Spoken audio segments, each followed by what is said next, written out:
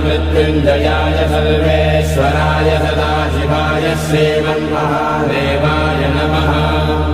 नमस्तेऽस्तु भगवन् विश्वेश्वराय महादेवाय त्र्यम्बकाय त्रिपुरान्तकाय त्रिकाग्निकालाय कालाग्निरुद्राय नीलकण्ठाय मृत्युञ्जयाय सर्वेश्वराय सदाशिवाय श्रीमन्महादेवाय नमः।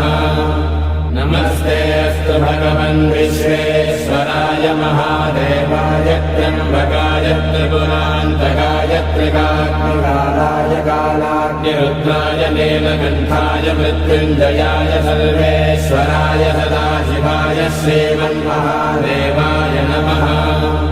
नमस्तेऽस्तु भगवन् विश्वेश्वराय महादेवाय त्र्यम्बकाय त्रिपुरान्तकाय त्रिकाग्निकालाय कालाग्निरुद्राय